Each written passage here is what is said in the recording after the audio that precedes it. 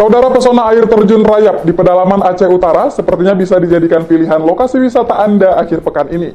Air terjun yang baru dikenal masyarakat akhir 2016 ini terletak di Desa Sidomulyo, Kecamatan Kutamakmur, Kabupaten Aceh Utara. Berikut liputannya. Pesona air terjun Rayap di pedalaman Aceh Utara sepertinya bisa dijadikan pilihan lokasi wisata Anda akhir pekan ini.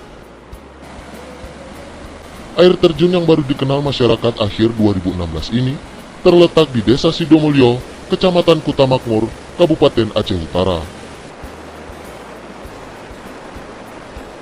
Jika berminat menikmati indahnya air terjun, pengunjung yang datang dari arah Kota Luxmawe harus menempuh jarak sekitar 40 menit.